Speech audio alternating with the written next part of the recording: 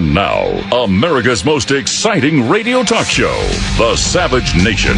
Talk radio for the thinking person, home of borders, language, culture.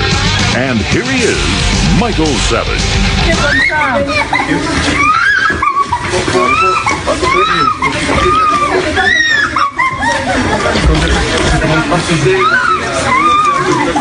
We do have challenges with racial bias in our communities, in our criminal justice system, in our society, the legacy of slavery and segregation. But the fact that we have open debates within America's own democracy is what allows us to get better.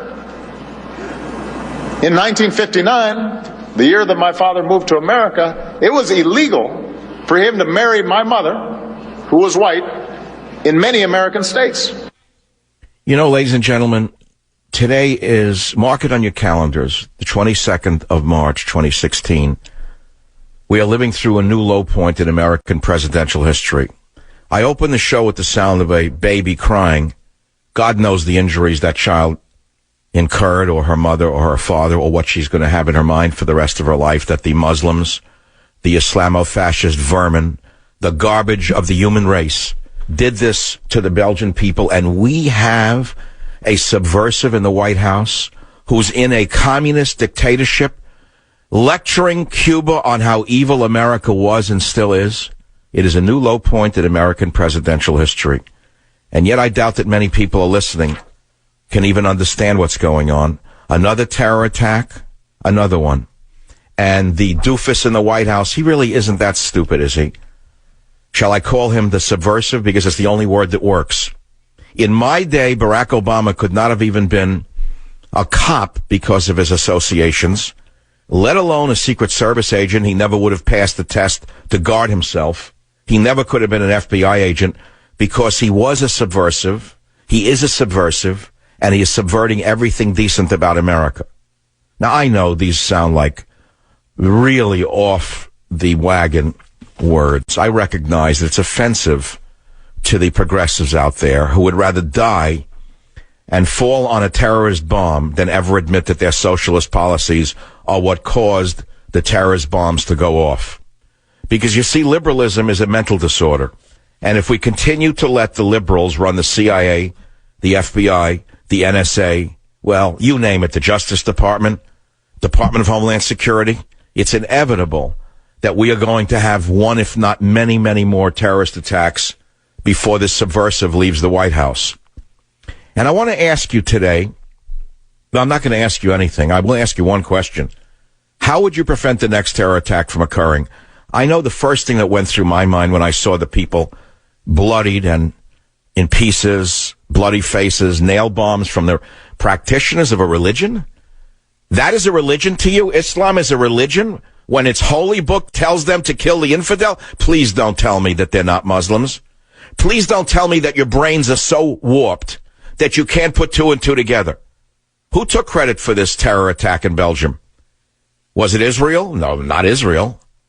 Was it the Buddhist Organization of America? Certainly not the Buddhist organization. Why, it was ISIS, the Islamic State, that did it. And notice the first word, Islamic State, that did it. And yet we have a subversive in the White House who continues talking about Jackie Robinson and segregation, won't come back and take control of the country. Instead, he stays there to put down the nation. Well, I ask you what you think needs to be done, because the first thing that came to my mind was logical. If the bombings and the terror and the attacks keep coming from a certain community, then you monitor that community and you stop them from attacking by preventively detaining those who are on watch lists. Now, I know this is anathema to the psychopathic liberals at the ACLU, the New York Civil Liberties Union, and the other suicidal organizations that are killing all of us. They're killing us on every front. But it will happen as sure as I'm sitting here. Maybe I'm a little ahead of the curve. I've been ahead of the curve for a while now, but it will happen as sure as I'm sitting here. There will be an awareness finally, and eventually they will be preventively detained, and this will not stop. This will stop. This will stop. We learned today that in Belgium, for example, the so-called security services had 300 young Muslim men of military age, of the type that Obama and Hillary want to bring in here, the type that Bernie Sanders would like to have for dinner, they're on watch lists. Why were they not in jail? Why were they not preventively detained? Do you understand what I'm saying to you? Do you have any idea what I am saying to you today on the Savage Nation? Well, I said to myself, this is going to be one of the most challenging days of my radio career. This is another 9/11.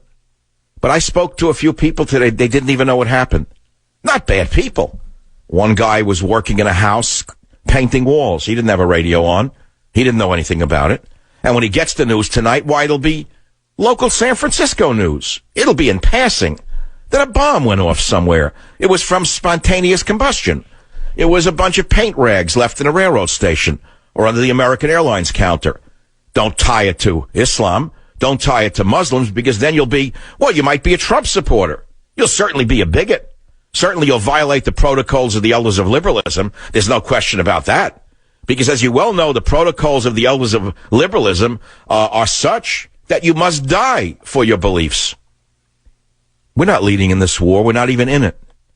The subversive in the White House, after being paraded around in Cuba yesterday as a puppet by the communist mafia dictators Castro, took the stage today for a speech, and the only words that the puppet could muster were, quote, "Our thoughts and prayers are with the people of Belgium." Another terror attack by Muslims on his watch, and he has nothing else to say. He then proceeded to bloviate about the shared relationship between the hellhole prison of Cuba and the United States of America. And then he said that both nations were built by slaves, if you can believe this. But who listens to this man anymore? Even his supporters are cringing at the obvious disconnection from reality. A real leader would have been on a plane back home and reaching out to our European allies, formulating an immediate war plan to carpet bomb the enemy in a stronghold in Raqqa. Because they do have a capital, you know. I remember when this all started a number of years ago when I was on the radio, people would say, well, you can't bomb them. They don't have any location. They're kind of individual cells. Each one of them can do it. There's nowhere to bomb. Well, there is somewhere to bomb now. It's called Raqqa. That's where they live. That's where they plot. That's their capital of the world. But our dear leader is only interested in propping up our enemies and putting down our allies, and completely ignoring the real problems that have emerged in the Islamic world over the last 1,400 years. These problems have metastasized on his watch, and in many cases with his help. And he gets away with it, not because you and I and the other conscious people of America let him get away with it, but because of the weaklings and quislings that we put into office who let him get away with it. And I'm talking about the Republicans in particular. I have no faith whatsoever in the Charles Schumers and the Nancy Pelosi's. Do you? No, we wrote them off a long time ago. We know who they are. They're a bunch of, well, what they are. But you thought a few Republicans would have stood up to this maniac, but they didn't. Both Republican and Democrat leaders, rank and file members of the government in CIA, FBI, DHS, NSA, refused to stand up to this Fuhrer who holds the most powerful office in the world. Why? They're only following orders. Oh, I know there are brave men and women in these intelligence agencies who know what must be done. And they know who the bad guys are down to a 99th percentile because they're watching them, but they can't touch them. And the reason they can't touch them is because they're only following orders. Remember we heard about that in World War II? When we said all Germans were guilty of the Holocaust? Do you remember that? And then when they were put on trial after the war, some of them said, well, I knew it was bad to torture people and kill them in gas chambers, but I was only following orders. If I didn't follow orders, I would have lost my job, or I would have gone to prison. Well, I'm speaking directly to those of you in the DHS, the NSA, the CIA, the FBI, any other department who is being paid to protect us, to step out of line and be disruptors and not just follow orders from the Fuhrer. I hope I've reached you because you're the audience for today. The average person has no power. You have all the power. You, the government employees and the intelligence services, are who this entire show is directed at. Because if there's another attack The blood will be on your hands. Don't tell me you're afraid of losing your job. I could care less about your job. Don't tell me you're afraid of being demoted. I don't care about your job and demotion. I care about you doing your job. You're being paid trillions of dollars a year. And what are you doing for it? Well, I'll let you tell us what you're doing for it. You're the ones letting this disease to fester in the United States of America. The ACLU, by the way, is the most dangerous subversive organization in America. If and when Donald Trump becomes president, and if and when Donald Trump asks me to give him any advice, one of the first things I would do would be to order a congressional investigation into the ACLU. And if they are found to be a subversive organization, seize all of their assets and go further than that. But I'll pause at this time. And the reason I mention the ACLU and all of the starry-eyed crazy liberals who run the ACLU is for a very specific reason. The New York Police Department had until quite recently one of the most, I would say, intelligent and constructive methods of stopping a terrorist attack in the world. They had put out a report that was 80 pages long on how to watch the Muslim communities around America, but especially in New York, and to see who might be radicalized and to nip them in the bud before they set off a bomb. Well, the rotten, stinking, subversive, anti-American, probably supported by ISIS, ACLU, yes, you heard me, the money is probably flowing from ISIS, being washed through 3 or 4 hands, Saudi Arabian princes, Bahrain businessmen, going into the hands of the communists in America.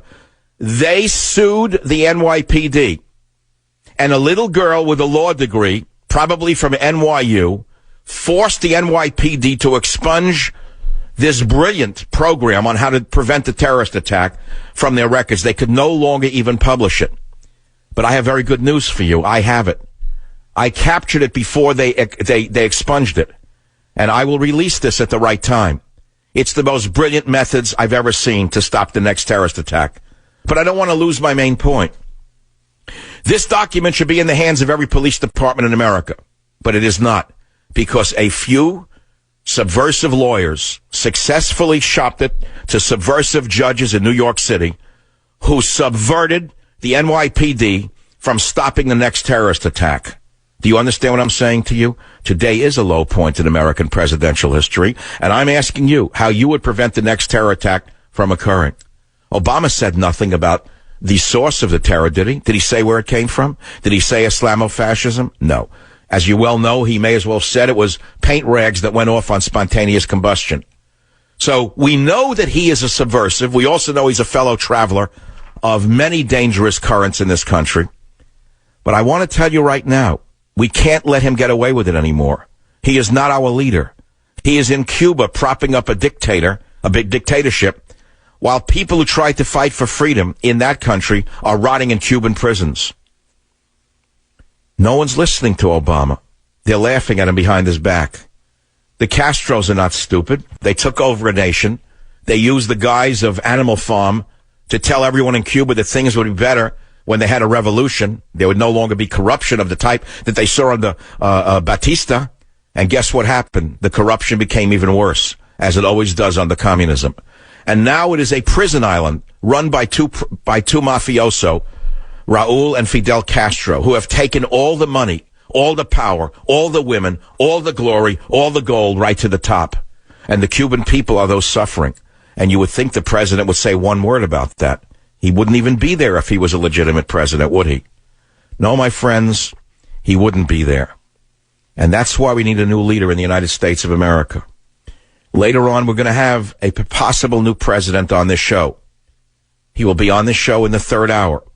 And I will ask him a very specific question about what he would do to stop the next Muslim-generated mayhem, bloodshed, nail bombs, babies' faces flying off from occurring in the United States of America. I'll be back in a minute.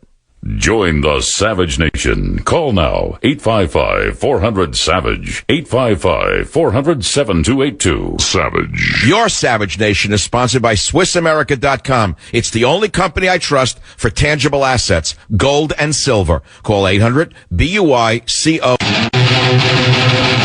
The thoughts and the prayers of the American people are with the people of Belgium And we stand in solidarity with them in condemning these outrageous attacks against innocent people.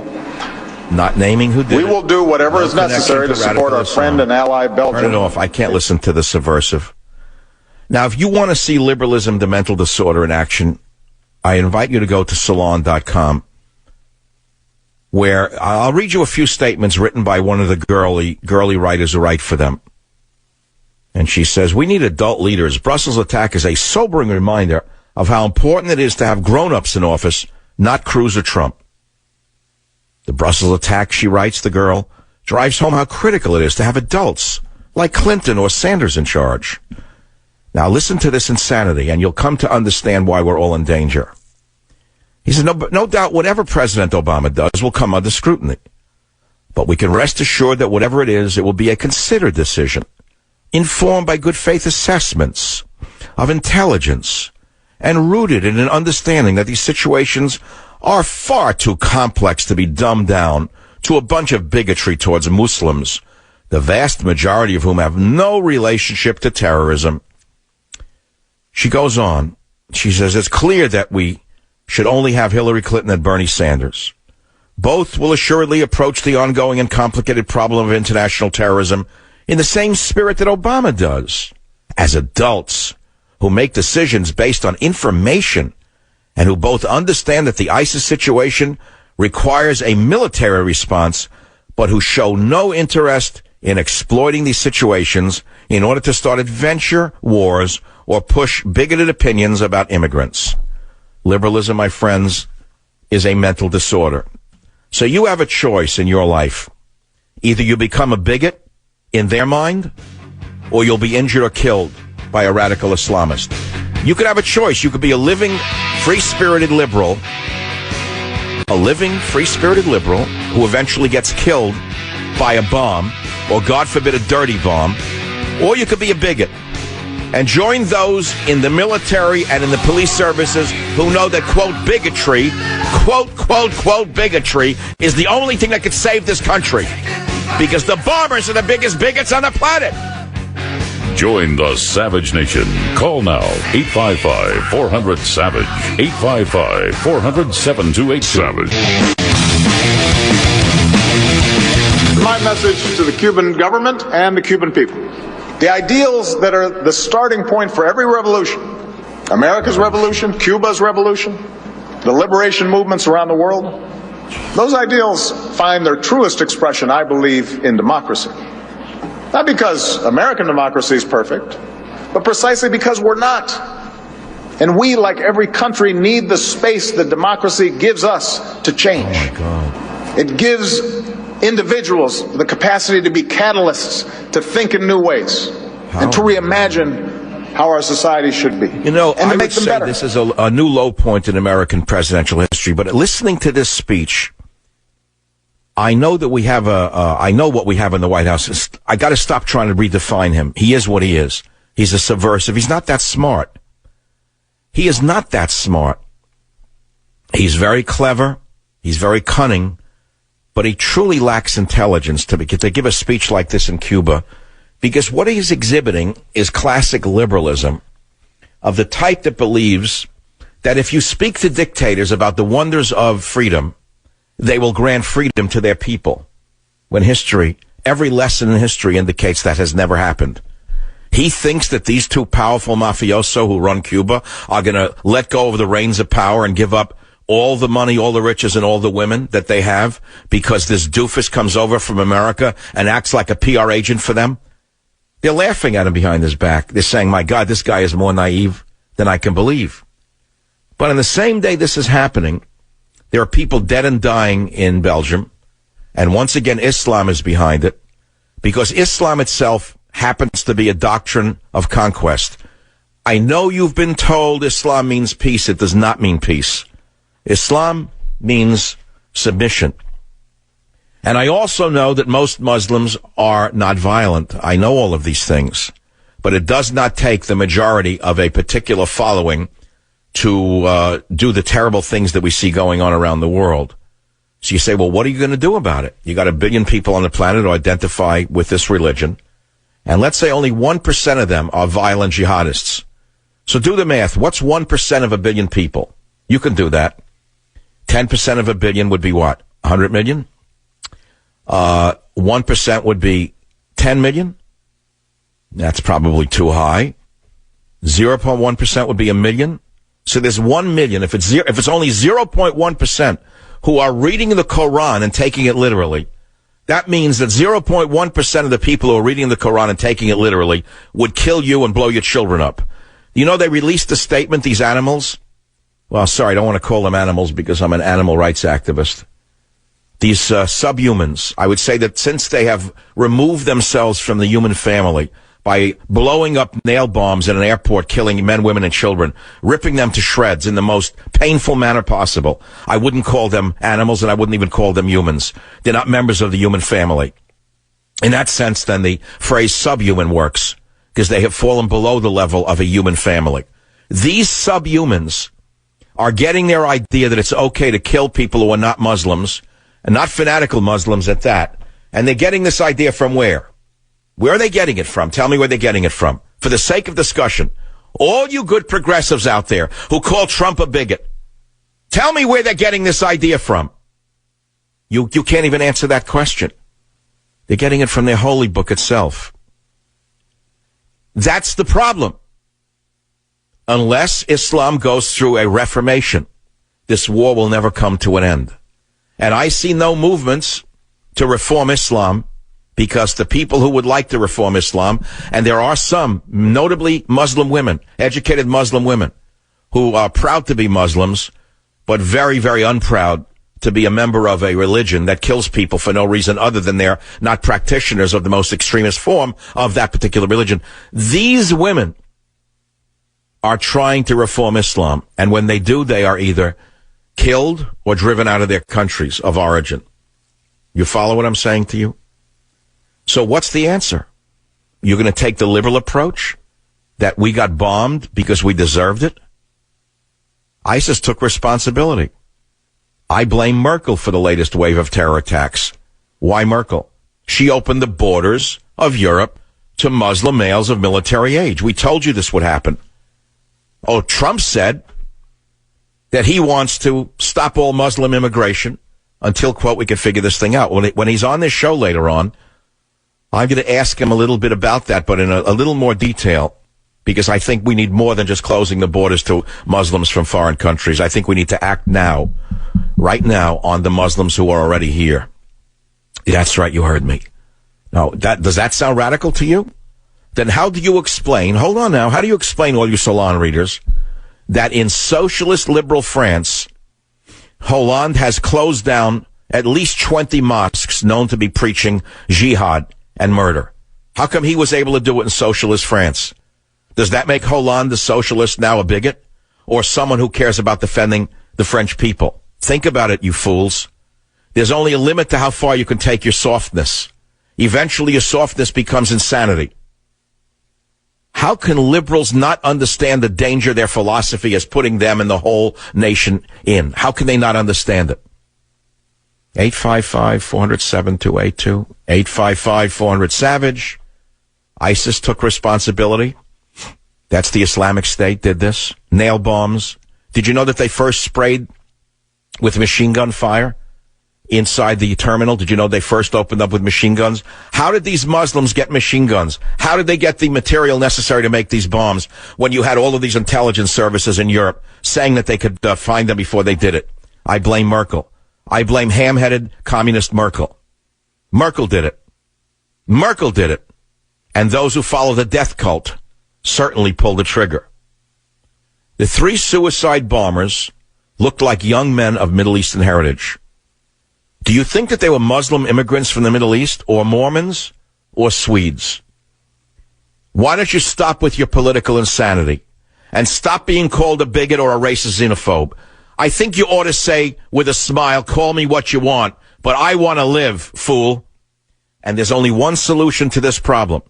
Well, there's many solutions, but there's one immediate solution to those in this country who are plotting the same exact events in this country.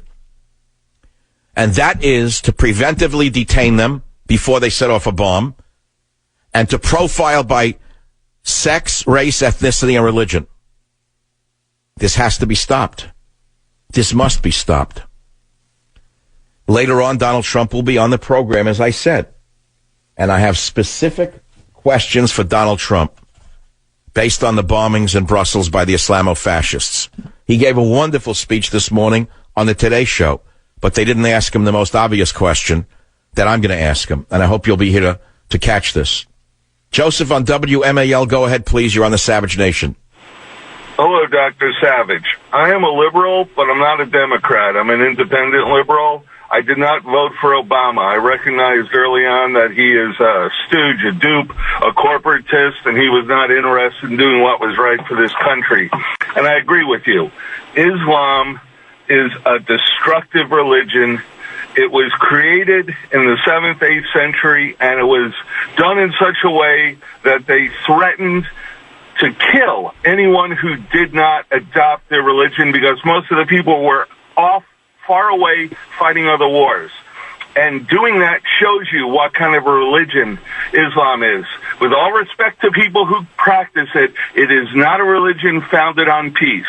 It's a religion founded on pushing people around, and if they don't come around, you kill them. So I'm going to vote for Donald Trump. All right, you made your statement. The man actually studied history. He's a liberal, but he knows his history. He also is a liberal who wants to live. That means he's probably a social liberal. By the way, there's a big distinction. We've heard fiscal conservative, but you're probably never really focused on those who are social liberals, but quite militaristic when it comes to defending their lives. Good for them. They understand that. The clock is just racing away. This is not an easy day to be on the radio. It's hard to understand how people cannot understand the danger they are in as a result of Bill de Blasio and Barack Obama, Hillary Clinton and Bernie Sanders. They're putting us all in danger. And by the way, I opened the show with the sound of a little baby crying whose mother or father or the baby itself had been hit by a nail bomb in Belgium. It was heartbreaking to listen to this. And then we listened to the subversive president in Cuba being a puppet stooge of the communist dictatorship. Plenty for you to comment on right here on the Savage Nation. Join the Savage Nation. Call now, 855-400-SAVAGE, 855-400-7282. Savage. My Savage Nation is sponsored by SwissAmerica.com, the only company I trust to protect my wealth with gold and silver. Call 800-BUYCO.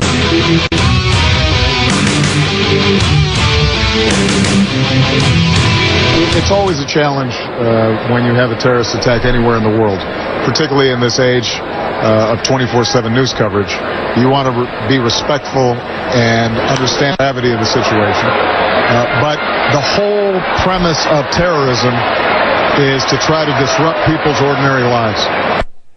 Can you believe that this subversive would make this statement just moments ago to justify why this bum doesn't want to leave Cuba and come back and take control of the intelligence services? Can you believe this bum would give such a lame excuse? It's beyond comprehension, isn't it? But not to me. It's not beyond comprehension to me. I know who he is. I've written about it for years. I've talked about him for years. This is a new low point in American presidential history that I don't know how to put it. I don't think that those who support him will even see the embarrassment of this bum. But those of us who do, I guess the country is so divided, it's either you see him for what he is, the subversive bum that he is, or you see him for what he isn't. And you think that with your rose-colored glasses, you're going to change the minds and hearts of those who would like to harm you. I guess it's as simple as that. All right, my friends, you just heard it live from Cuba. Instead of flying home immediately, he didn't want to leave the baseball game. He was having too good a time. The wife and the girls had a nice vacation, spring break, took the girls to Cuba. And he's in a nice baseball game. He's comfortable. Surrounded by 50,000 cheering stooges, handpicked by the dictatorship to cheer him as he came into the stadium. And he doesn't want to leave. Why would he want to go home to trouble? Would you want to leave a vacation if you didn't have to? It's nice when there are no consequences. By the way, are there any laws on the books where he can be stopped when he enters the country and turned back to Cuba? Are there any laws on the books that would prohibit him from returning to America for having engaged in promoting communism and aiding and abetting terrorists and terrorism, and prohibit him from entering the country? Or on the other hand, could he be arrested when he returns to America? I'm joking. Don't you understand what I'm saying to you? The Muslims walk around Europe with impunity. I, Michael Savage, am banned from entering Britain. I want you to think about insanity. Please listen to bigotry and insanity. The liberals who run England banned me from entering Britain for saying things along the lines of what I'm saying today in 2008. And yet they let Muslims come in who blow them up, and they won't stop them.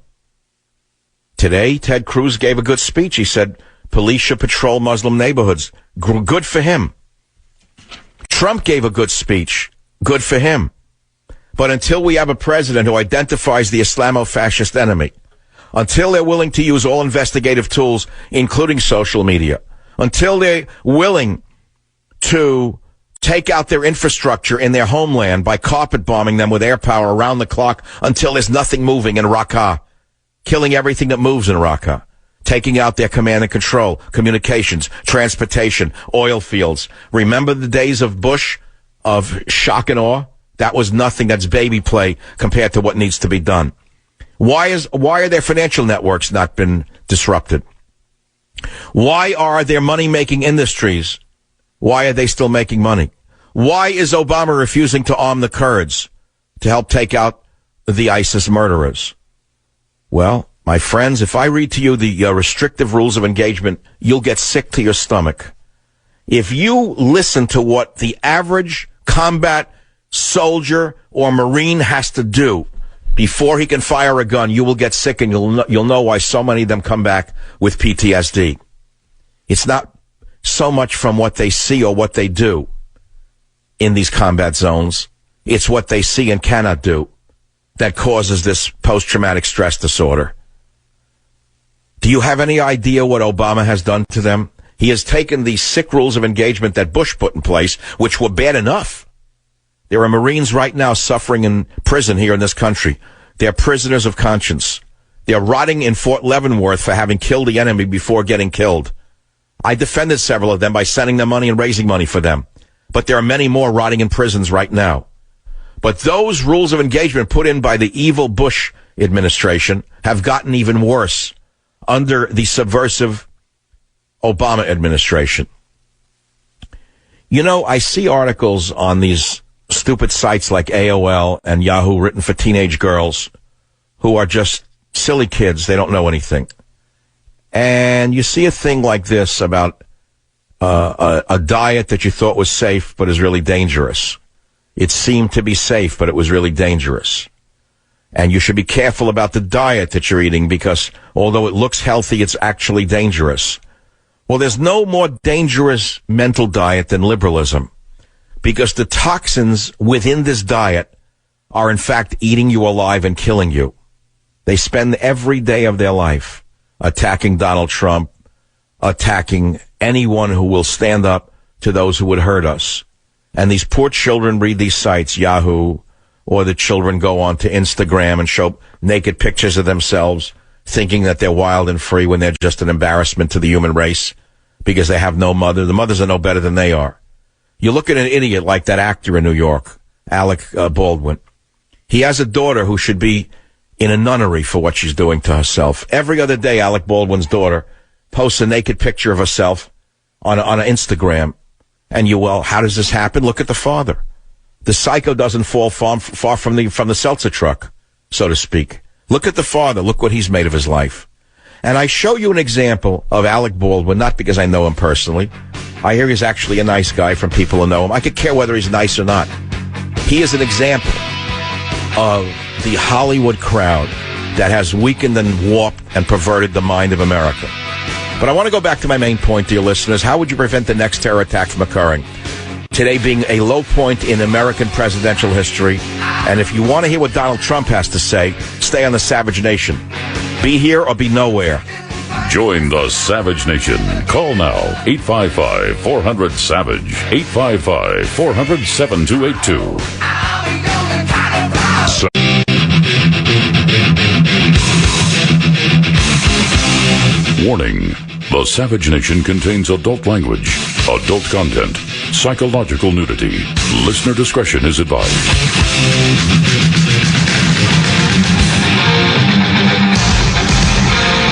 And now, America's most exciting radio talk show, The Savage Nation. Talk radio for the thinking person, home of borders, language, culture. And here he is, Michael Savage. Never lose. Welcome to hour number 2 of The Savage Nation.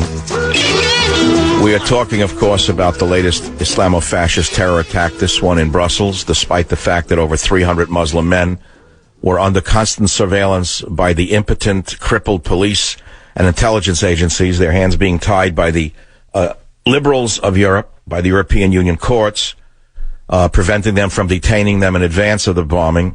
The bombs still went off, nail bombs at that. After machine gunning an airport terminal, they set off nail bombs which macerated little babies, men, women, children.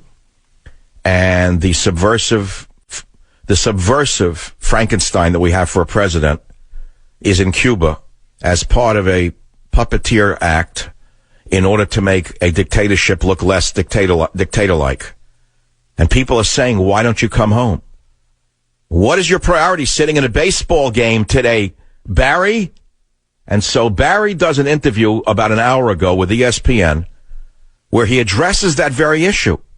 He was asked while at the stadium in Cuba, after the bombing, people are dead and dying, watching a baseball game, sitting there like a moron, if he considered not attending the game so he could go home and focus on responding to the terrorist attack. Listen to what the subversive president had to say in Cuba. It's always a challenge when you have a terrorist attack anywhere in the world, particularly in this age of 24/7 news coverage. You want to be respectful and understand the gravity of the situation.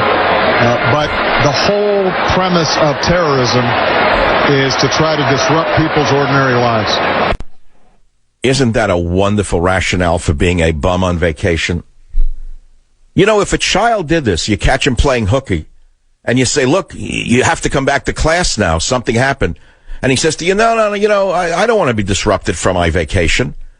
This is what you have here. So we're talking about it, and I've asked you, dear listener, how you would prevent the next terror attack from occurring. Donald Trump will be with us in the next hour. Some of you will catch it, some of you won't. And I have very specific questions for Donald Trump, questions that have not been asked of him yet about how he would protect us as best he could from another Islamo-fascist attack. And I have many people calling on different sides of the issue. Jonathan on WABC, go ahead. You're on the Savage Nation. What's on your mind? Mr. Savage, do you believe that occupying other people's countries generates any type of response at all, or should generate any type of response? So let me ask, you asked the question, so shut your mouth for 2 seconds. I'm not one of the liberal girls who sit and worship you.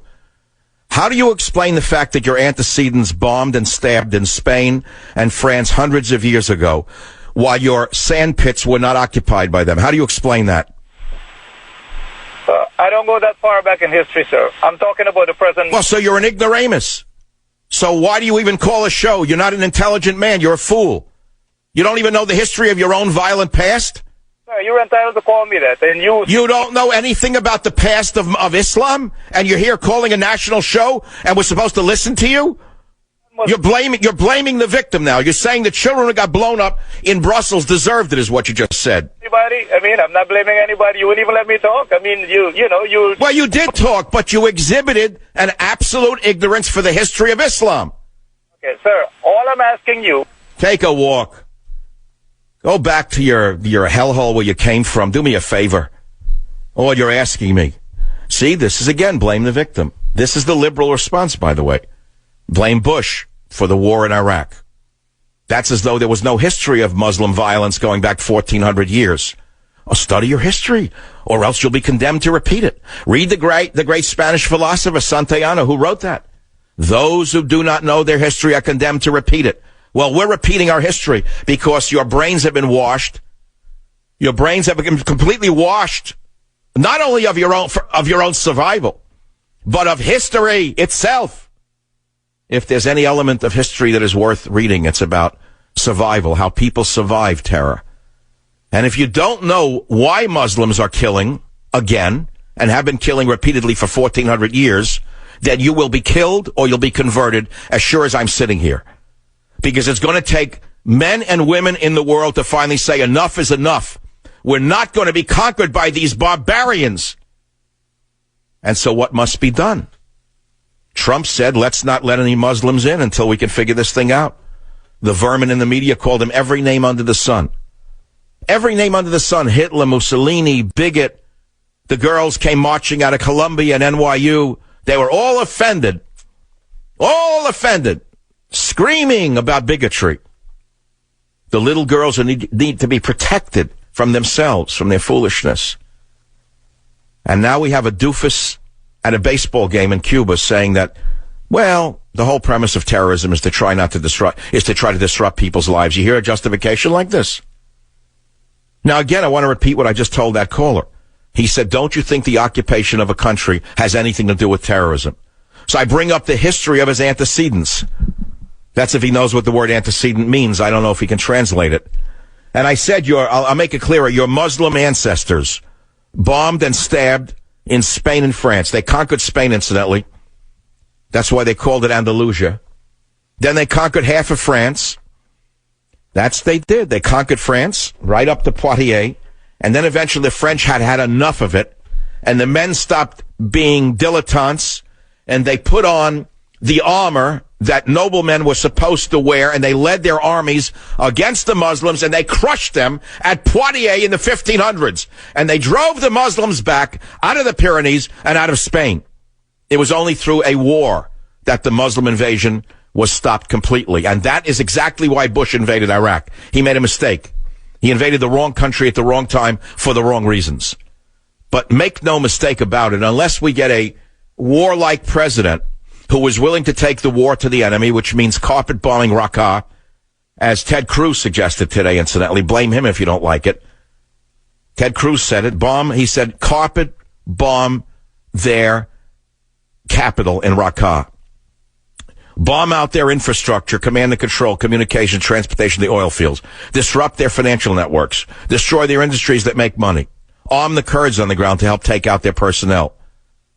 Get rid of the restrictive rules of engagement. Let them fight the way a soldier needs to win. Now, I wanted to talk about that for a minute because I studied that in great detail a few years ago. And I will allege again on this program right now that the high level of suicides and PTSD that we see amongst our returning combat veterans. I don't mean the fat liars who sit in the Pentagon. You know, I'm a soldier. So everyone wears a uniform as a hero. Look at that. Salute him. Oh, they're all heroes sitting there in the Pentagon. No, we're talking about the small percentage of men who go into the front lines, who have the guts to fight these animals. And so these are the rules of engagement that I wrote about, and I didn't make them up. And it was published in the year 2010, that's 6 years ago, in my great book, a bestseller at its time, Trickle Up Poverty, Stopping Obama's Attack on Our Borders, Economy, and Security, What You Can Do to Fight Back. And so I wrote a little piece called Ready, Aim, Hold Your Fire. Imagine you voluntarily signed up for active duty in the military because you believe in defending this great country, even if it costs you the ultimate sacrifice, your life. You have friends and family that you leave behind and subject yourself to the rigors of grueling training for weeks on end. You study the strategies of combat. You're trained in the use of the best high-tech weapons on the planet. And then you're deployed to Afghanistan to fight the Taliban. Now imagine you're told the following about your mission. 1, no night or surprise searches. 2, villagers have to be warned prior to searches. 3, the Afghan National Army or the Afghan National Police must accompany U.S. units on searches.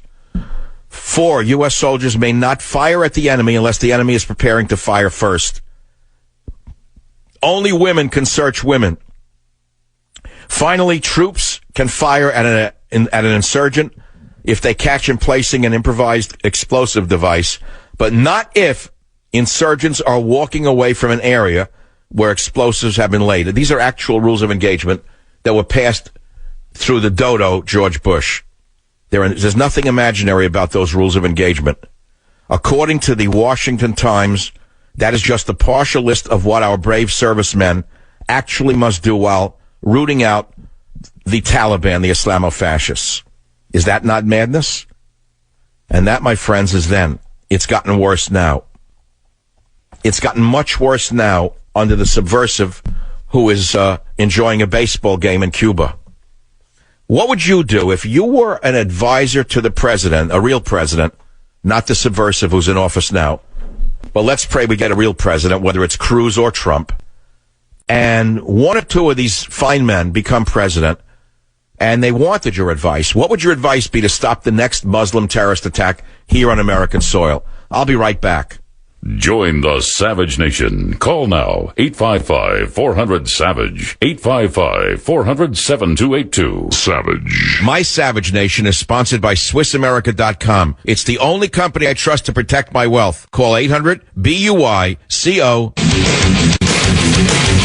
I had a chance to talk to the Belgian Prime Minister early this morning, right after the explosion had happened.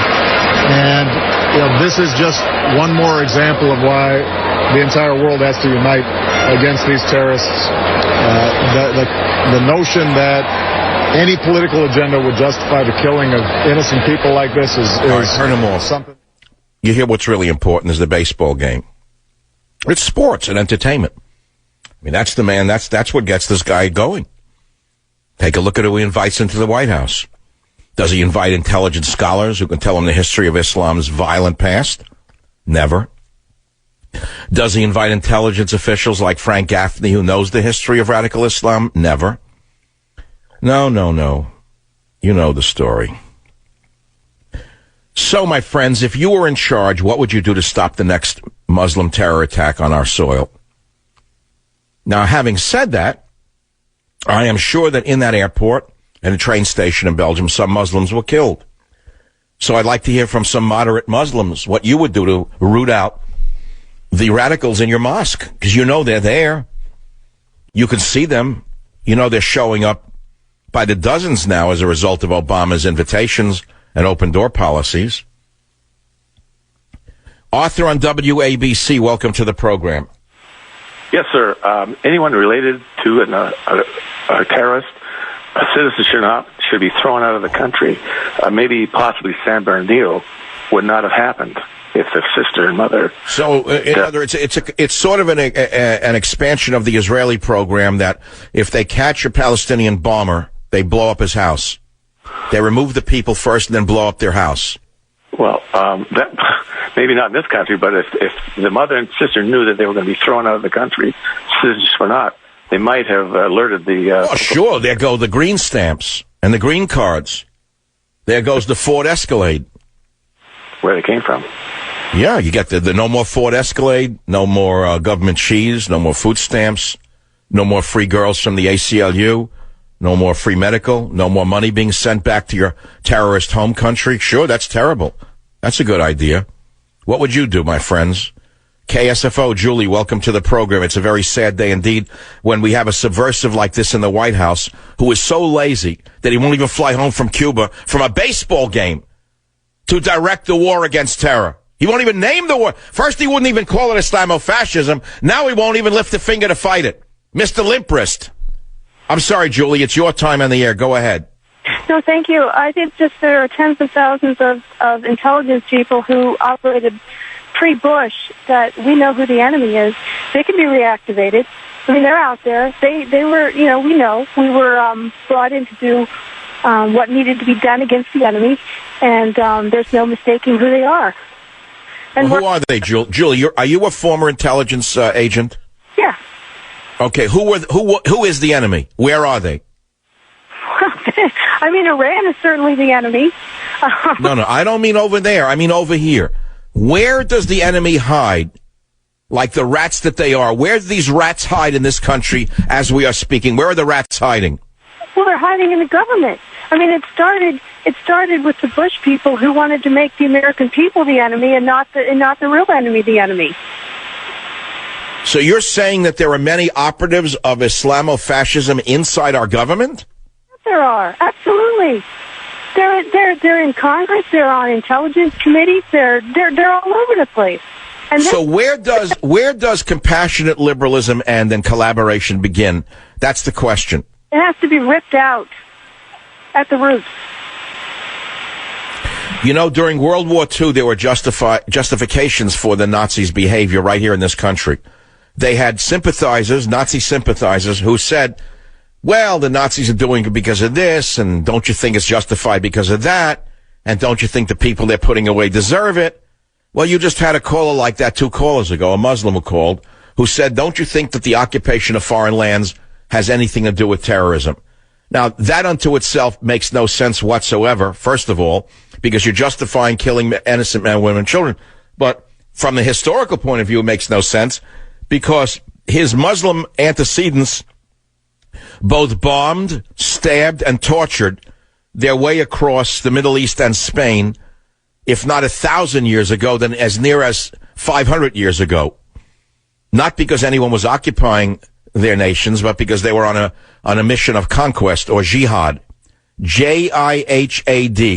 That is what we are facing. They are conquering the entire world. And they're on a war path, and they're winning. And the reason they're winning is because we're not winning. If they're not winning, if we're not winning, then they're winning. It's that simple. And we needed either Trump or Cruz as president to carpet bomb their capital in Raqqa and to root them out in this country. I can guarantee you, as I sit here, just follow the logic. If Cruz or Trump becomes president, and they know that there's going to be a crackdown on them both abroad and here, a goodly percentage of the terrorist rats will flee the country before that crackdown occurs. Those rats will jump ship before they're found out. They'll be on the first plane to Sandanistan before you can say Jackie Robinson. It's a very sad day, a low point in American presidential history, my listener friends. And we are asking ourselves how you would prevent the next terror attack from occurring right here on our home soil when we have impotent DHS, FBI, CIA, NSA, you name the services, and they're looking at you. They're not looking at the mosques. Because, my friends, that's where the NYPD was focused before the New York Civil Liberties Union, in association with the ACLU, deballed the NYPD. It's unrealistic to say we're going to completely shut down our borders to everyone. That would stop commerce, for example, and that's not in anybody's interest, but we have to do a much better job in coordination with the Europeans on tracking and following anyone who has any connection with terrorist activity or terrorism. Well, that would be you and Barack Obama. You have connections to both. But you're not being tracked and followed. There's no one vetting you. There's no one vetting the subversive. By the way, he's on the way back. Apparently, the outcry was so great that the lazy bum was forced to leave the ball game in Havana. Can you believe this? It would if this was another time and there was no terrorism, he'd be a joke in a Mad comic book. You'd make a joke of the guy, just a caricature of a joke. Sits there like a dummy in the middle of this, watching a ball game, and then says, well, we don't want to let them win and upset people who are watching ball games. I'll sit and watch the ball game. Till probably one of the children who worked for him said, Mr. President, I'm sorry to bother you, but there's an outcry around the world as to where are you? No, I'll leave after the 7th inning. No, they came back probably again. Mr. President, they're screaming for you. You got to go back. You got to put on a show. No, I'll leave after the 8th inning. Apparently, though, he left before the end of the game. He's going to watch it on a satellite on Air Force One. You hear this? This is what you have for a president. And you don't know why the terrorists are acting up? Okay, my friends, Donald Trump will be on this show in the next hour. I know some of you don't get the third hour. That's a product of programming. I can't account for that. But those of you who get the third hour are very lucky, because when Mr. Trump joins us, I'm going to ask him specific questions about how to stop the next Muslim terror attack from occurring. Plain English. I'm not going to use a euphemism. Terrorism, extremism. Those are euphemisms. Because as a very brilliant Muslim scholar wrote a number of years ago, it is certainly true that most Muslims are not terrorists, he wrote. But it's also certainly true that most terrorists are Muslims. He wrote it, not me. Blame him. How would you defeat them? Travis, KCMO, welcome to the program from the Midwest. How would you defeat ISIS if you were in charge?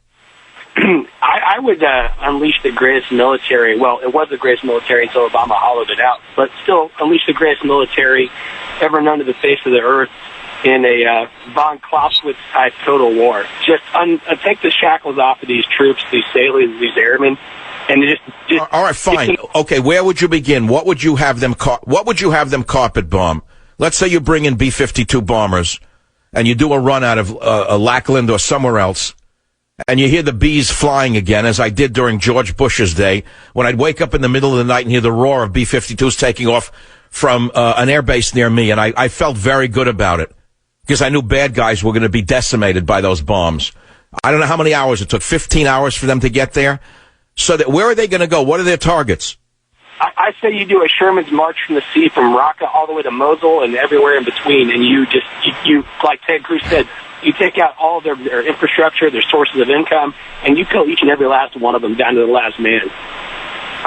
Okay, so you're talking about what was called the Sunni Triangle during the Iraq War. Is that correct? Yes. Are you a former combat veteran? No, I'm not. All right, but you seem to know the area better than the average person. Where did you get your knowledge of the area? I just do a lot of reading, and I'm a student of history. And you can equate a lot of what General Sherman did during the Civil War when he marched from the south all the way to Savannah, and he basically sapped the enemy's will to carry on the fight. And he took. Yeah, but right now they're trying to sap our will through a terror campaign. Remember, terrorism is a form of limited warfare. They know they can't bring down a city, but they know they can terrorize the civilians into giving in. And so we have many liberals saying it's our fault, or if we were nicer to them, all of the justifications that you were hearing on this show and elsewhere, coming from places like Salon, Politico, ABC, CBS, Wolf Blitzer, Anderson Cooper, you name them. They're all giving justifications of why we're the reason they're doing this to us. And that's why they're winning and we're losing. My thought is a dead man can't be a terrorist. Okay, no one could argue with that. It's easy to say these things, but it's very hard to enact them when you have a presidency that has been insulated in a capsule by the United States press to the point where it can only function in one direction. It's been put inside a capsule, a time capsule of insane liberalism. And so that has to be dealt with. The press has to be dealt with, by the way. Yeah, you heard me. I'm in the media. You heard what I just said, didn't you? Write it down. Make the date known to yourself, the 22nd of March, 2016. Because one of Obama's heroes, Abraham Lincoln, did what had to be done to the press in order to proceed with his war. Did you know what he did? Do any of you know what Abraham Lincoln, the benevolent one, did in order to make certain that the right information got out to the American people as he invaded the South and continued on his march? You don't know? Well, look it up. You'll find out that a lot of the hogwash you're hearing about Lincoln is false.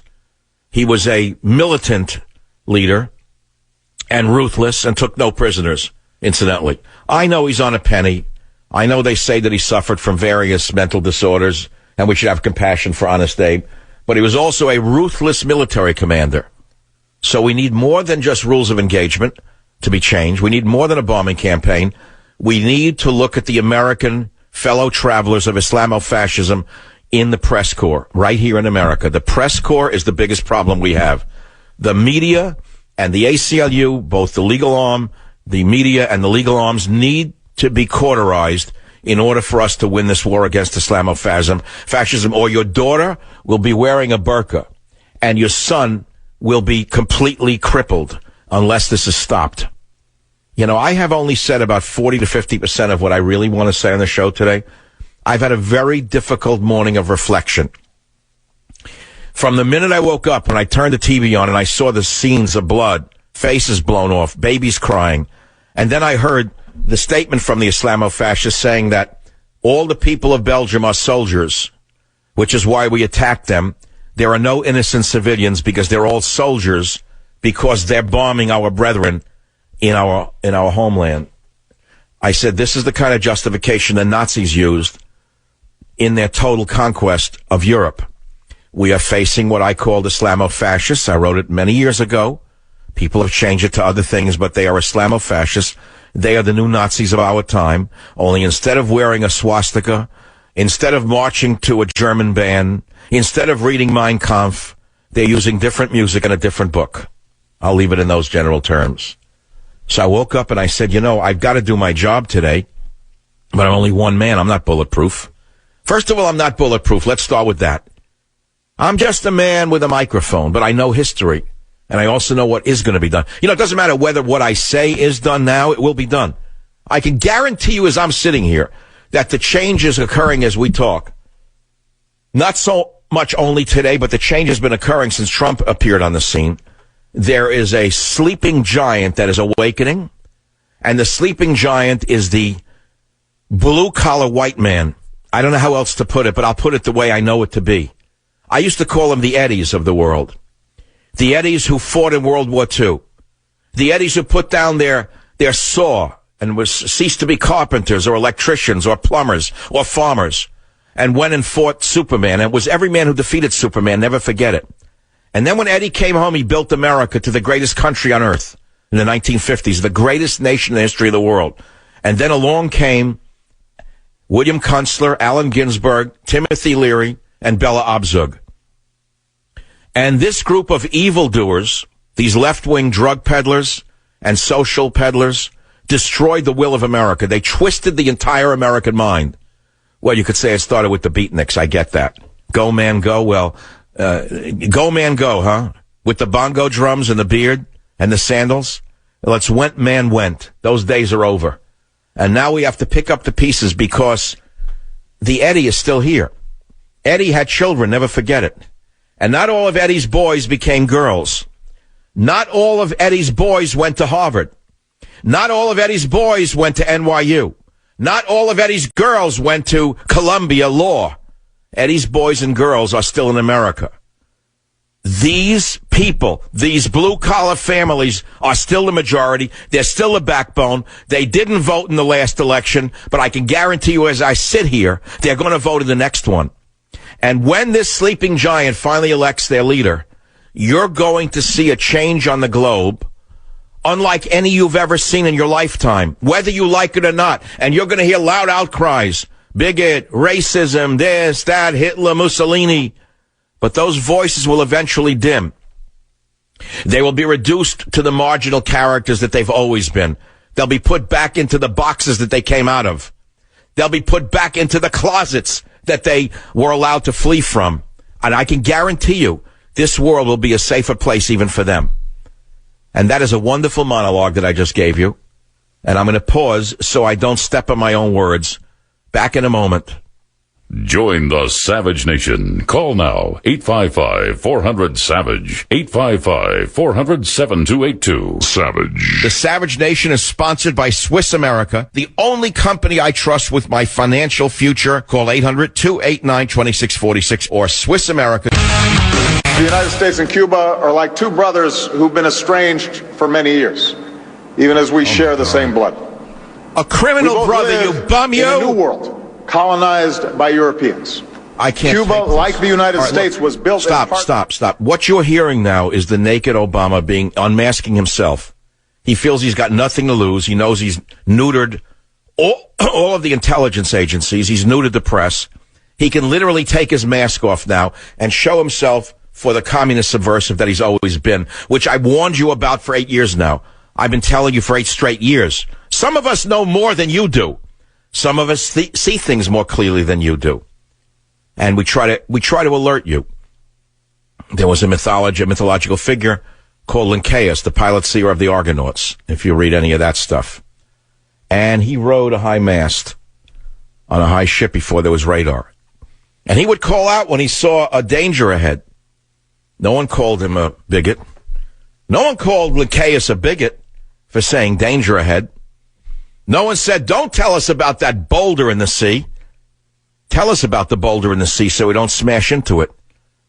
But today everything is so perverted and so twisted that those of us who actually see the dangers have no option but to tell you about the dangers. There's no way we can change your minds because those who know will always know and those who don't will never. The Salons, the Politicos, the Jake Tappers, the Wolf Blitzers, the Anderson Coopers, the Megyn Kellys, I would even say.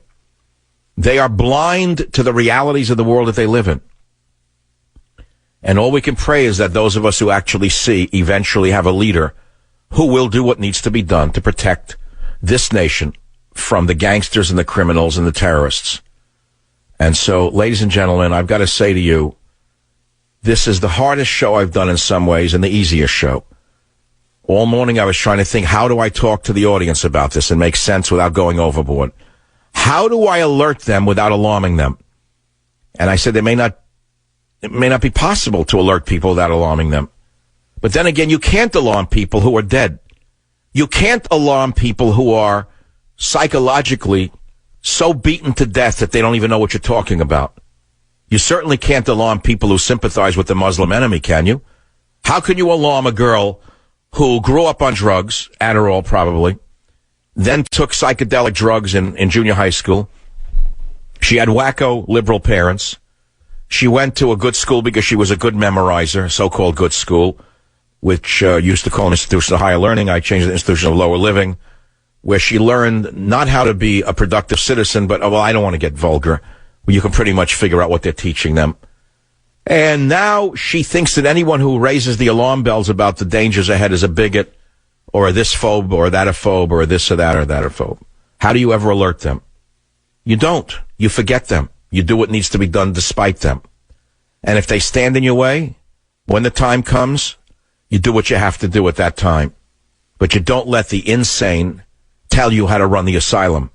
You don't let the liberals, the brain dead, the de Blasios.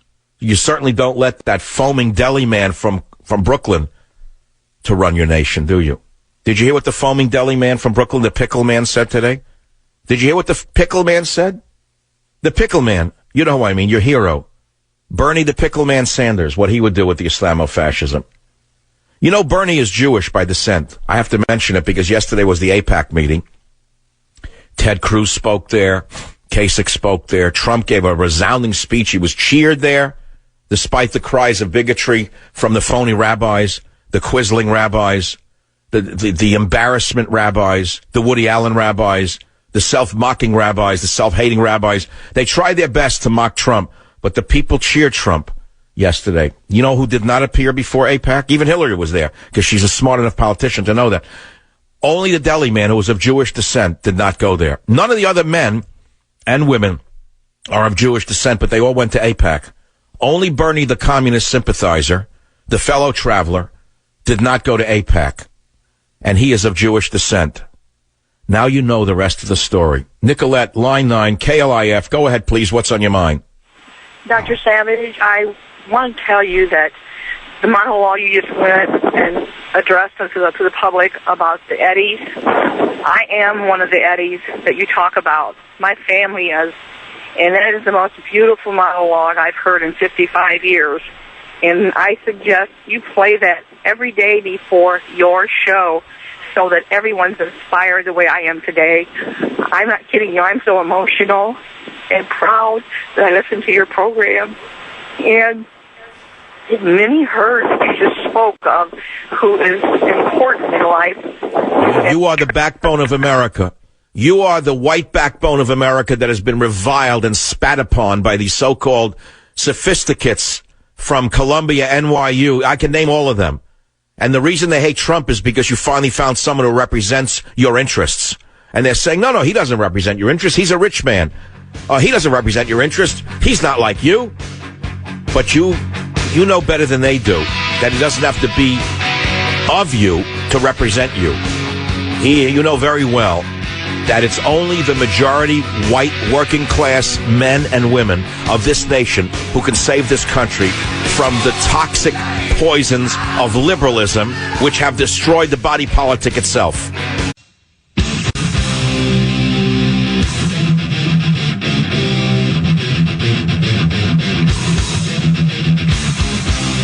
Warning. The Savage Nation contains adult language, adult content, psychological nudity. Listener discretion is advised.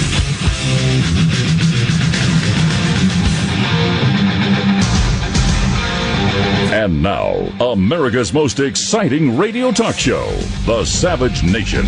Talk radio for the thinking person, home of borders, language, culture.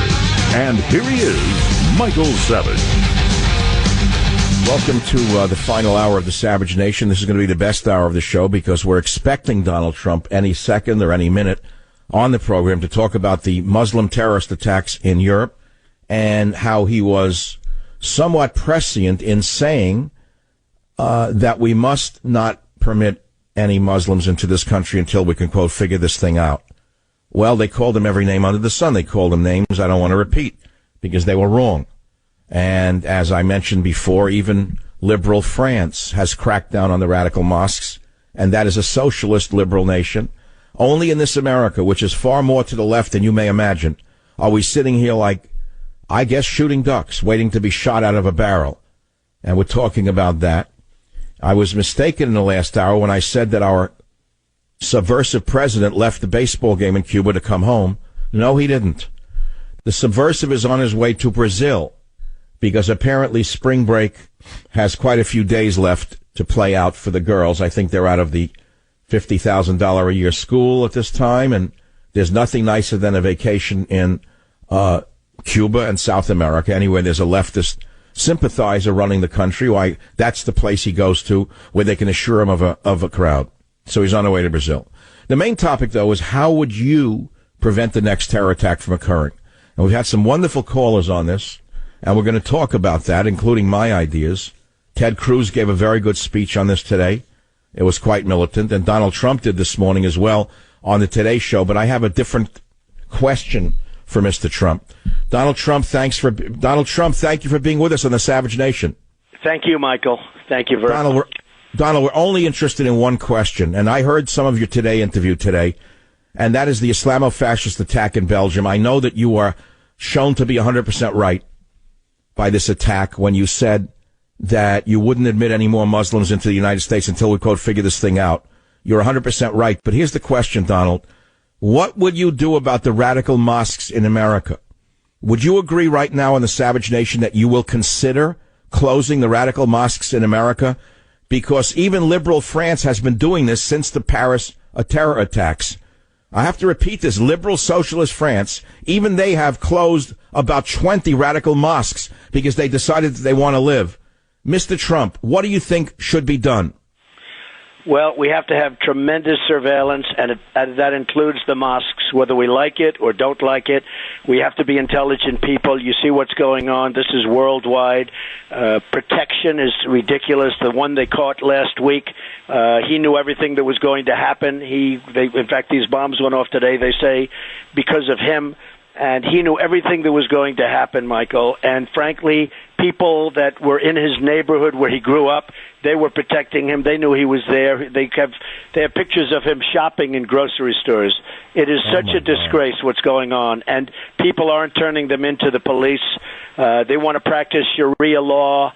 We have to do something, and we have to do it rapidly because the whole world is collapsing, and nobody wants to be, everybody wants to be politically correct. They want to be, we don't want to do this. We don't want to say anything that's wrong. In the meantime, we have planes flying into the World Trade Center, into the Pentagon. We have shootings happening in Paris. We have where, by the way, the toughest gun laws in the world, so everybody had a gun except for the good people. And they didn't have a gun, and they were helpless. At 300, you have many, many people injured. You had 130 people at least now that are dead, and many to follow them because of the tremendous injuries, Michael. And then you had the 14 people in California killed by the two people that got... Absolutely, in San Bernardino. But, Donald, we know that this terror is coming from one place. We know it's not coming from Buddhists, it's not coming from Jews, it's not coming from Christians, it's not coming from Hindus, it's coming from one place. And we cannot condemn an entire religion, but on the other hand, we can't be blind to the fact that all terrorism is coming from the Holy Book. I'm not asking you to confirm it because they'll crucify you if you said I agree with you. You don't have to agree with me, Donald, but when you're president, we need to change things or we're not going to survive this. We will change things. And don't forget, I'm the one that called for a temporary ban on coming in. I mean, it's ridiculous what's going on. You just look. I mean, these people aren't coming from Sweden or Norway or Denmark or frankly, from China. They're coming from a certain part of the world, and we have to be smart, and we cannot be politically correct. Everyone's so afraid to mention anything. They're so afraid to use the term. We have a president who won't even use the term radical Islamic terrorism. He refuses to use the term, and yet he's over in Cuba. And, they don't even greet him at the airplane. And then you look at the news conference. It was the most humiliating-looking news conference I've ever seen a president have. I've never seen anything like it, where he had no control whatsoever of the news conference. He just stood there, and you saw his speech today. So, look, we have to have a president that's going to use the term and going to say it like it is. There is a massive, massive problem with radical Islam, and whether we like it or not, that's the way it is. Donald Trump, the NYPD had the finest anti-terror unit in America until this year when the ACLU in New York City sued the NYPD and forced them to delete from their website an 80-page document on how to survey mosques, how to detect the terrorists before they struck. They made them remove that, Donald. Would profiling be part of a Trump plan to combat terror? I would say yes, and I would say that we did, in fact, in New York City have the finest there is in the world, and many people talked about it. And this terrible mayor that we have a mayor who's incompetent. He's terrible. The terrible mayor of New York, current mayor of New York, is de Blasio, everybody in New York is up in arms over what's happening in the city. And on top of everything else, he totally got rid of that unit. And people involved in that unit say it caught things before they were going to happen. Well, Donald, that's the point. They said in Brussels today that they were trailing under surveillance over 300 young Muslim men for a long period of time. They knew who they were, and they couldn't arrest them. Their hands were tied by the liberals. It's the same here, Donald. How many hundreds of them are being followed by the DHS, FBI, you name it, and are getting away with a potential murder right now? We don't even know, do we? Costing our country a fortune, and we don't want it. We're so afraid to touch anybody. We're so afraid to bring anybody in. They're going to get sued. They're going to lose their jobs, the officers that are in charge. And they know exactly what they're doing, but they're petrified of losing their pension and their jobs. They can't do anything that's a little bit stronger. Now, we play by the rules, Michael. We can't waterboard anymore. I don't know if you know that, but we can't waterboard. We can't do anything. They have no rules. They can do whatever they want. They chop off heads. They drown people in cages, and yet we can't waterboard. We are playing by a different set of rules, and that's not meant for victory. You understand that. That's not meant to win. Absolutely. In other words, I keep hearing that it's not in the Geneva Convention to waterboard. Well, the Geneva Convention applies to countries that have signed on to the Geneva Convention, Donald. And the last I checked, ISIS did not sign on to the Geneva Convention. In fact, today, after they set off the nail bombs at the airport and the subway, one of them actually tweeted out a remark, Mr. Trump, and he said they were not civilians. That includes the babies who they butchered. They said they were all soldiers because they are part of the Belgian nation which has bombed us in Syria. How do you deal with people who have this mentality other than through the maximum force that we still have and we can still use? And I hope that when you are commander-in-chief, you do consider carpet bombing Raqqa all the way to the edge of the Sunni Triangle. Look, you've got to use maximum force. You've got to use something very strong. There's never been a situation like this. And, it used to be we'd fight a war and it would be Germany or Japan or a nation, and they'd have uniforms, we'd have uniforms, you knew what the enemy was like. Here you have no idea what's happening. We're taking in thousands of people from Syria with no credentials. Nobody knows who they are. Nobody knows where they come from. Some are young, strong men. They could be fighters. It could be the ultimate Trojan horse. Michael, it's a disgrace. And I'll tell you what, I think it's one of the reasons, and I wish it weren't for this reason, that my poll numbers are so high. I'm cracking now 53. One of the polls just came out. I'm at 53% with other people in the race. And it's unheard of. And I think one of the reasons is they know I'm not going to play games. This is crazy what we're doing. It's crazy. Donald, my last book was called Government Zero. You're too busy to have read it. It came out when your book came out. And I'm mentioning it not to plug a book. It's no longer being sold in that way. I'm mentioning it because in the book, I talk about radical Islam's war against the world for the last 1,400 years. This is not a product of invasion or occupation. This is a product of the mindset of Islam itself.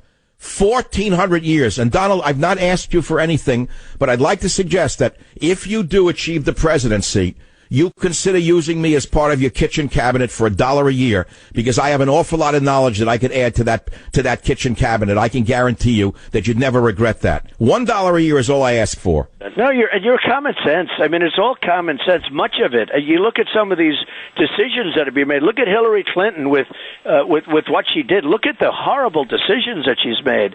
And now she's running for president. She's horrible. And she's Donald, she just said an hour ago that she wouldn't close the borders even after the Belgium attack.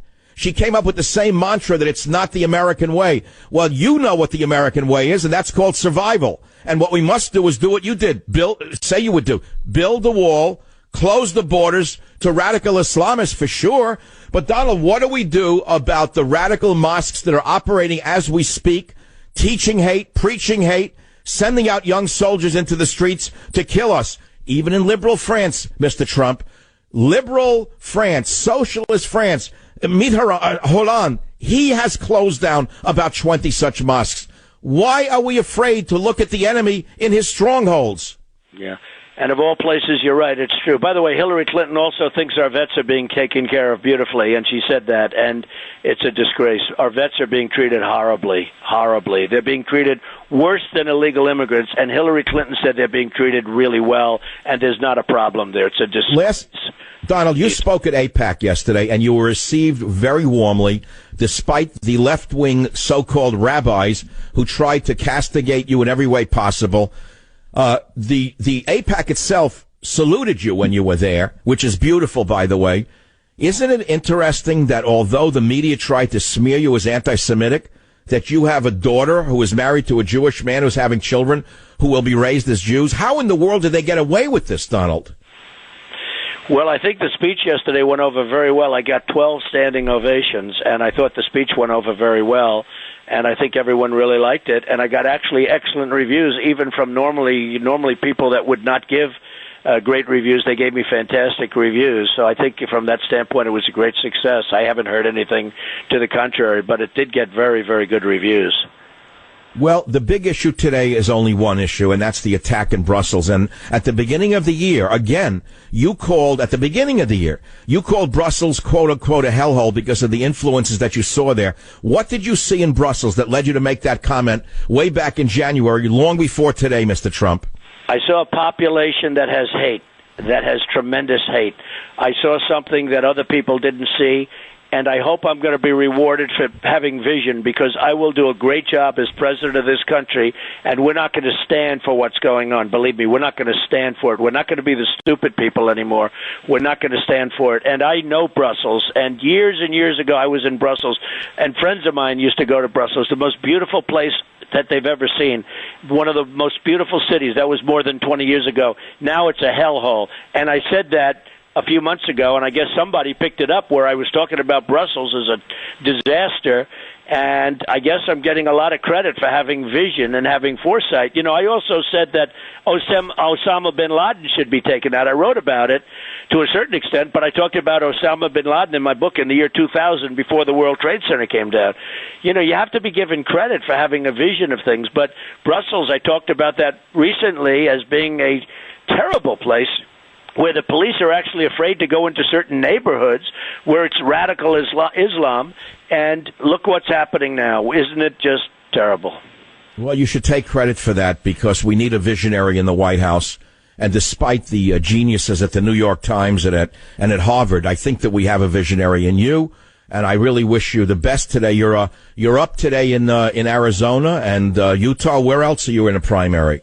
Well, it's primarily there, and we're going to see what happens, and hopefully I'm going to do very well. And a lot of people are saying this is the only guy that's going to stop this, and it's the only guy with the vision to understand it. And when they see what I said about Brussels and what I said about Osama bin Laden, and, you know, I'm a good prognosticator. I've said a lot of things. I said, take the oil. Remember, you're leaving. Yep. We've been in Iraq, but once we were there, I said, take the oil. Well, right. Now Iran and ISIS have the oil. We don't have the oil. We have nothing except debt. So a lot of people have given me credit for that, Michael. But the credit, I don't want credit. I want to get the job done. I agree with you. Donald Trump, we wish you the best today in all of these primaries, and we hope you go all the way to the White House, because God knows we need someone who loves America there rather than someone who questions America. Thank you, Donald Trump, for being on the Savage Nation. Ladies and gentlemen, you just heard Donald Trump himself. If you get a comment on his visit with you on this program, the phone number is 855-400-7282. And again, I go back to the primary question. What would you do if you were an advisor to Donald Trump? How would you stop the next radical Islamic attack here in the United States of America? I'll be right back. Join the Savage Nation. Call now, 855-400-SAVAGE, 855-400-7282. Savage. The Savage Nation is sponsored by SwissAmerica.com, the only company I trust to protect my wealth and financial future. Call 1-800-289-26. You know, about a year ago, I published a book entitled, a novel now, called Countdown to Mecca, Michael Savage, and it did very well. But ignored, of course, by those who call Donald Trump a bigot, Mussolini and Hitler.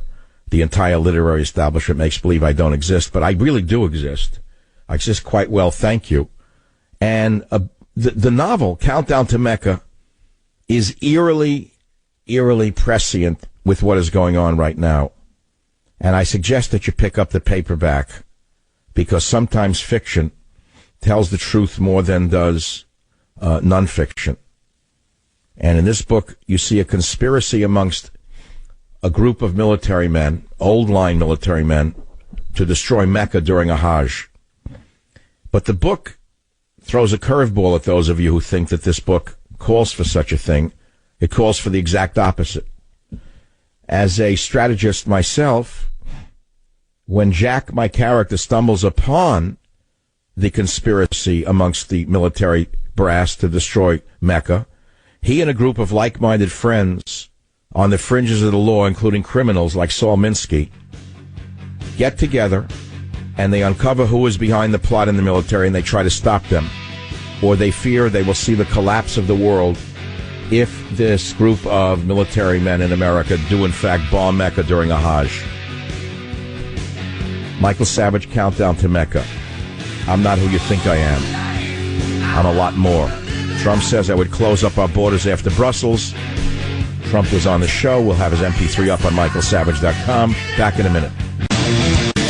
You know, as to waterboarding, our country's most experienced and bravest military leaders will tell you that torture is not effective. It does put our own soldiers and increasingly our own civilians. This is the mantra, the leftist mantra. Those who can't protect us, those who are killing us, those who are empowering the Islamic State. There she is again, the Harridan who would be president. You know, torture doesn't protect us. You know, global warming is a bigger threat than Islam. You know, the disparities between income in the country is something that's not American. You know, no, I don't know. No, I don't know. I've heard this rubbish my whole life from people like you. Now we have that moron who runs the Department of Homeland Security. This guy is beyond belief. The one who let San Bernardino happen. Here's what the Schmendrick said today. No specific credible intelligence of terror plot in the U.S. What'd you expect? A special delivery letter? Johnson? Expected a letter to come over the transom telling him exactly when and where it would happen. You hear the schmucks who are running the country? No specific credible intelligence of a terror plot. That's the head of the Department of Homeland Security, that schmuck. He said if we had a real Congress, he would have been out of the job 2 years ago. He would have been out of the job before he got it. Now, here's something interesting. Hashtag Stop Islam trends worldwide in wake of Brussels attacks. Really? You mean Mark Zuckerberg didn't stop that? Facebook didn't stop that yet? Hashtag Stop Islam trends worldwide in wake of Brussels attacks. Well, I guess old Zuckerberg is busy talking to the propaganda minister of China. Too busy, in fact, to understand that this is up on one of his enterprises. Worldwide, hashtag Stop Islam was among the most popular hashtags on Twitter as of Tuesday morning. Of course, he doesn't own Twitter, but they're all buddies. They're all friends under the blankets of insanity. Well, I don't like them saying things like this because it's not Islam itself, as you well know. It may be one of the most popular topics among Twitter users located in the U.S., UK, and Brussels, and people understand that it's somewhat related to Islam. But let's not get carried away. And I have to remind you right now, if I haven't done it often enough, that more Muslims have died at the hands of Islamo-terrorists, Islamo-fascists, than have all other people on the on the planet put together in our time. They are killing fellow Muslims who are not fanatical enough, along with the infidel. And so today, when they blew off the bombs in Brussels at the airport and at the train station, the vermin, the subhumans, the Untermenschen, the subhumans that ISIS had the nerve to say when they were challenged on why they blew up innocent men, women, and children, they said that they're all soldiers of Belgium. There are no innocent people in Belgium. So if you don't understand that they're a total war, I really pity you, because we are in total war, but we're not on a war footing. Let me repeat it in case you missed it. We are in a world war. We have been in a world war since 1994 when they bombed the Marine barracks in Beirut. See, I remember those things. Many of you don't even know what Beirut is, but they started it. I would say that was a big demarcation was then. We've been at war with them since because they declared war on us since then. And when you hear the screams of a baby whose mother's head was blown off in front of her eyes, then you'll know what needs to be done. But then again, I'm not so sure that you'll know what needs to be done. I think that this country is so drugged and so brain dead and so brainwashed, I don't think people can even fight back. I think that there's such a small number of us who even know what is going on and who the enemy is that it may be hopeless. Sometimes I don't know. I just don't know if there's a Superman out there who could save us. I'm just not sure. But I'm asking you, if you were an advisor to Donald Trump, if he becomes president, what would you advise him to do to stop the Islamofascists before they attack again? WVFT in Florida. Sal, fire away. You're on the air. Yeah, Michael, a couple of points. First, the strategy to defeat these people has to be all out. Can't pussyfoot around. Anything short of an annihilation is a Band-Aid. We've been dealing with this for a long time. In ancient times, Saul was told to go out and kill every man, woman, and child of a certain tribe by the prophet. He didn't do it. Came back to haunt them later on. The annihilation is just the beginning. We have to deal with it that way. Otherwise, wait, hold on. The annihilation of what? The annihilation of who? The belief system. I mean, it's ridiculous. What is the belief system based upon? It's based upon the Quran, is it not? So what are you saying? We should ban the Quran from America? No question about it. And so that's it. Whoa. Okay, so you're saying that there's a religion practiced by 1 billion people, and their so-called holy book should be banned from America? Listen, it's annihilation until submission. The Japanese, it happened to them during World War II. They became our friend. Okay, they were very peaceful people, and they've been a very peaceful people since this happened. I'm not advocating this, but as long as they open the door and they continue to come through it at us with everything that they want to do. There's no holds barred with them. They want to punish us. They want to kill us. They want to torture us. They want to do all these things, and we're afraid to even speak about it, period. Back in the day when the Italian mafia was getting strong, the federal government under Giuliani went after them hard. They bugged their social clubs, their homes, their cars, their girlfriends' apartments, you name it, they bugged everything. Under RICO. We have the power to do that still, too, with the mosques. If we have proof that they've run these types of schemes in mosques and use them as cover under the protection of religion, then that's even more heinous. And but they are doing it. We know they're doing it because, as I said before, the liberal socialist leader of France, Hollande, has closed over 20 mosques in France where he knows they were plotting to kill and to maim people. He closed them down. While anyone who even suggested here is called every name under the sun, as has Trump been called every name under the sun. So how do you overcome the mindset of liberalism here in this country, Sal? Well, it's hard. I mean, you have, and it's Donald Trump. He said you got to meet pretty much. You have to meet force with force. I mean, if they're going to come at you, you're not the aggressor in the situation. So they've come at you repeatedly, and so there's got to be a time when you say enough is enough, and I'm not going to be the nice guy anymore. I mean, maybe that's the only thing they know. What are we going to do when we have a subversive in the White House who is sympathetic to the Muslim causes? Because he is part Muslim. In fact, by patrilineal descent, he is in fact a Muslim, unless there is evidence that he converted to Christianity. And I don't know of such evidence, because by Muslim law, the father's religion determines the son's religion. He is by Muslim definition, He is a Muslim. Now, they say he's a Christian. It wouldn't matter to me if he was a Muslim if he disavowed ISIL, but I've never heard him do it.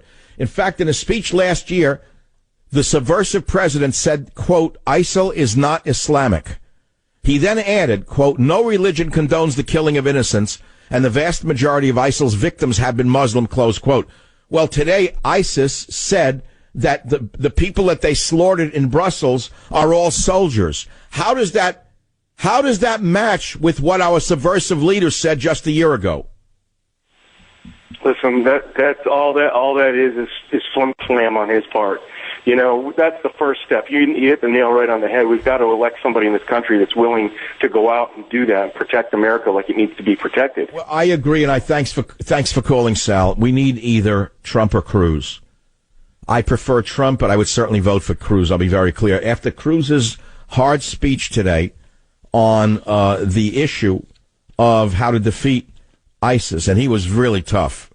He said, identify the enemy, use all investigative tools, use overwhelming air power, carpet bomb them, take out their infrastructure. He said carpet bomb them in Raqqa, I believe I heard. And he said other things that are very strong today, and I admire him for being that clear. I think Trump was equally as strong, and I prefer Trump as a candidate because I think he could more easily defeat Hillary than can Cruz, but I don't want to argue with you over that. Let's see what happens at today's primaries. My guess, as a result of the bombing in Brussels, it's Trump in a landslide. That would be my guess. I don't know how people are going to vote. I don't even know if the media is covering the story the way it needs to be covered. I doubt it. I think that the left-wing fanatics in the networks and in the newspaper business are not even connecting the bombing in Brussels today to Islamofascism, and more particularly, they're not connecting it to immigration because they know if they did, they would elect Trump, so they're not doing it. Incidentally, for those of you who worship the Obamas, here's a little note for you. Michelle Obama's floral outfits cost 23 times the average annual salary in Cuba. That's by Morgan Chalfant of the Free Beacon. The two floral dresses that First Lady Michelle Obama sported in Cuba this week would not be affordable for the wide majority of individuals living in the repressive country.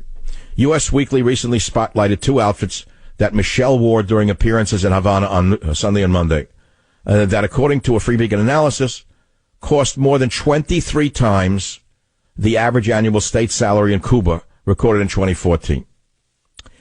When they landed in Cuba on Sunday, the First Lady descended Air Force One wearing a sleeveless rose print dress made by designer Carolina Herrera. Isn't that politically correct? The dress is currently sold for $2,190 at Bergdorf Goodman.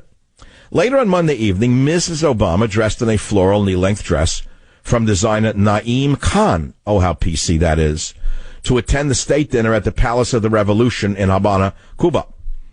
A similar dress from Naeem Khan, a Barry Obama donor, available in the designer's pre-fall 2016 collection, costs $4,490. According to Trading Economics, a provider of historical economic data, the average monthly salary in Cuba was 584 pesos, or about $24. That's a month. You hear how good socialism works? If you love Bernie Sanders, you can look forward to a monthly salary of $24 if you love Bernie, because everything else will be free. But what do you need more than $24 for? You got a backgammon set, you got a 56 Buick, you got a free hovel to live in, you got all the cigars you can smoke, all the sugar cane you can possibly dissolve in your coffee. What more do you need than $24 a month? That represented a significant increase in the average monthly salary over the previous year, which was $20 a month. Over 12 months, therefore, the average employee's wages in Cuba totaled $288 in 2014. So there you go. The total price tag of the two dresses that the First Lady wore is more than 23 times the average annual salary in Cuba, estimated in 2014. There's no commentary possible, other than I can't wait till these two are gone from the White House for good. I can't wait for the day. But there's so many months left, and there's so much more damage he can do. And he's being so brazen about his naked Marxism, his naked sympathies, that I'm not so sure that this time will come soon enough. Well, my friends, I asked a key question today, dear listener. How would you prevent the next terror attack from occurring? Let's take some calls on that issue. Let's go to KSFO. Todd, welcome to the program. What's on your mind? Yeah, I just find it interesting that you'd have a candidate on your program that military leaders, current and former, are on record of saying his proposal would paint a bright red bullseye on the United States. Todd, what are you talking about? What are you mumbling about? What military leaders? The capons that Obama has created? The bald military leaders who wear uniforms? They're not military leaders. They're yes men. You don't beat a swarm of hornets by beating on their hive, Michael. You know that. All right, so what are you talking about? Okay, let's cut aside what you're saying. How would you defeat Islamofascism? You do what the first part of what Ted Cruz said, and which is exactly the same thing Hillary Clinton is saying. You beat them on their own, battlefield, which is the internet, and the Brussels attack, the Paris attack, are both launched out of a very small enclave in Europe. You find out where they're coming from through the internet. You're really not making any sense, Todd. You're saying you're going to fight bombs with the strokes of a key on a keyboard? Weekend. You're gonna fight bombers who read the Quran literally. You're gonna fight them by going to a keyboard. Are you crazy? If you're intelligent, you would. If you're an idiot and you're one of elect Donald Trump, you're gonna have a San Bernardino. Oh, here we go again with the idiot. The minute you left wing foamers are caught, you call the other man an idiot. If men like you were empowered in America in 1939. Most of us would be speaking German, and the rest of us would have been lampshades, probably including your own father, Todd. Do you have any idea what you're fighting here? Do you think you can reason with those subhumans? Saying that, Michael, and you're. I said, do you think you can reason with the subhumans who would throw you down a well? You don't reason with them. You're not listening. All right, take a walk. I'll be right back. Join the Savage Nation. Call now, 855-400-SAVAGE, 855-400-7282. Savage. Hey, our Savage Nation is sponsored by SwissAmerica.com, the only company I trust for wealth insurance, gold and silver. Call 800-BUICO. Confident that we will defeat ISIL. That we have the You are listening to the biggest moron in the history of the United States Defense Secretariat. I have never seen anything more actually absurd, and it would be laughable if it was 100 years from now and we had defeated ISIS and we were looking back as to why we were still fighting them 20 years later when they could have been defeated so easily before. You are listening to a stooge of a subversive. You're listening to a stooge handpicked by a subversive whose entire job was to advance incompetent women and others, pushing aside white males in the military. This stooge was called before so-called Congress today. The bombs had just gone off in Brussels, and this stooge Carter said that we're defeating ISIS. Listen to this. You're not going to believe it. I'm confident that we will defeat ISIL, that we have the momentum of the campaign in Iraq and Syria. I gave you some of the details about that, and we're prepared to give you much more. We're doing more. We're actually looking to do yet more than that. And I'm confident that will result in the defeat of ISIL in Iraq and Syria. And as I said, that's necessary. It's not sufficient. I'd throw him in prison. As the attacks in. If I were, I'd throw this man in prison to what he's done to the military. You have no idea how far gone the leadership is of this country. Well, you have some idea when you see the subversive at a baseball game in Havana while bombs are going off, sitting in a stadium, says, I'm not going to go back because one of the aims of terrorism is to upset people and change their schedules. And he sits there to watch the next inning eating a hot dog so the old lady can slurp out an ice cream cone. Wow, what a day this has been, dear listener. I've asked you how you would prevent the next terror attack. I've had Donald Trump on. And most importantly, you heard a monologue you never heard before in your life that moved many of you deeply. It was called How Eddie Will Save America. You'll hear it again tomorrow. Be sure to be here, and thank you for listening. God bless America.